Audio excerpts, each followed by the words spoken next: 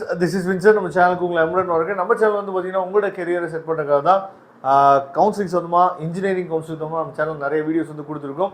ரெகுலராக நீங்கள் நம்ம சேனலை ஃபாலோ பண்ணுங்கள். ரொம்ப முக்கியமாக நாளையிலேருந்து ரவுண்ட் 2 கவுன்சிலிங் வந்து ஸ்டார்ட் பண்ண போகிறாங்க.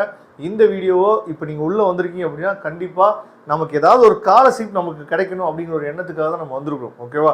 அப்போ யாருக்கெல்லாம் என்ன ஸ்காலர்ஷிப் நமக்கு கிடைக்க போகுது அப்படிங்கிறத பார்க்க போகிறோம். இந்த ஸ்காலர்ஷிப் லிஸ்ட்டுக்குள்ளே சார் நான் இதில் எதுலேயுமே எனக்கு எலிஜிபிள் இல்லை, ஆனால் என்னோடய ஃபேமிலி வந்து ரொம்ப வறுமையில் இருக்காங்க, என்னோடய ஃபேமிலினால 1 lakh மேலே ஃபீஸே கட்ட முடியாது, என்னோடய ஃபேமிலினால 1,50,000 மேலே ஃபீஸே கட்ட முடியாது, அப்போ நான் என்ன சார் பண்ணுறது? அப்படிப்பட்ட காலேஜஸ் வந்து தமிழ்நாட்டில் எங்கே சார் இருக்குது அப்படின்னா நாம் உங்களுக்காக தான் இந்த வீடியோ அப்லோட் பண்ணியிருக்கோம். சரியா?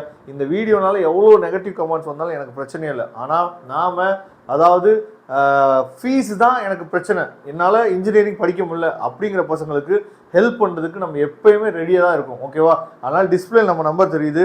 உங்களுக்கு இந்த ஹெல்ப் வேணும், அதாவது எந்த ஸ்காலர்ஷிப்புமே நான் எலிஜிபிள் இல்லை, அப்போ எனக்கு நான் லோ ஃபீஸில் படிக்கணும், இல்லை வந்து எங்கே நான் சேர்றதுனே தெரியல அப்படிங்கிற எண்ணத்தில் நீங்கள் இருக்கீங்க அப்படின்னா உடனே நீங்கள் நமக்கு வாட்ஸ்அப் பண்ணுங்கள்.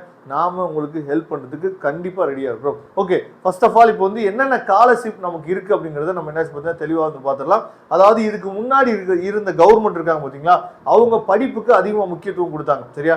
அதை நம்ம எந்த விதத்துலையும் தவறு சொல்லக்கூடாது. எந்த விதத்துக்கு அவங்க ஹெல்ப் பண்ணாங்களோ அது எல்லாமே இந்த கவர்மெண்ட்டும் என்ன பார்த்தா கண்டினியூ பண்ணுறாங்க. அதனால் பிரச்சனை இல்லை. அப்போ நீங்கள் வந்து கவர்மெண்ட் ஸ்கூலில் நீங்கள் படிச்சிருக்கீங்க அப்படின்னா ஃபஸ்ட்டு கவர்மெண்ட் ஸ்கூலில், சரியா, கவர்மெண்ட் ஸ்கூலில் நீங்கள் படிச்சிருக்கீங்க அப்படின்னா உங்களுக்கு 2 ஸ்காலர்ஷிப் என்னன்னு சொல்லி பார்த்தீங்கன்னா, அதாவது உங்களுக்கு ஃபுல் ஃப்ரீன்னு சொல்லும் போது 90,000 வந்து பார்த்தீங்க அப்படின்னா உங்களோட பேரில் காலேஜோட அக்கௌண்ட்டுக்கு 90,000 வந்துடும். சரியா?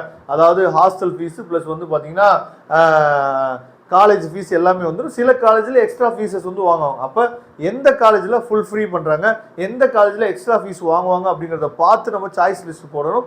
அப்படிப்பட்ட தேவைகள் இருந்துச்சு அப்படின்னா நீங்கள் நமக்கு வாட்ஸ்அப் பண்ணுங்கள்.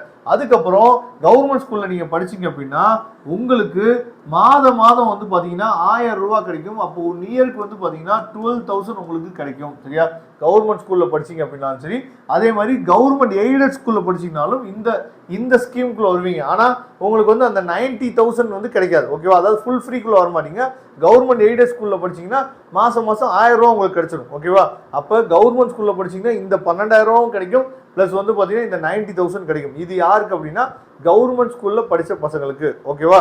இந்த ஸ்காலர்ஷிப் உங்களுக்கு நல்லா தெரிஞ்சிருக்கும். இது யாருக்கு? கவர்மெண்ட் ஸ்கூல் ப்ளஸ் வந்து பார்த்தீங்கன்னா கவர்மெண்ட் எய்டட் ஸ்கூலில் படிச்சிங்கன்னா மாதம் 1000 ரூபா கிடைக்கும். இது ஒரு வகையில் ஒரு பக்கம் ஒரு ஸ்காலர்ஷிப். ஓகேவா?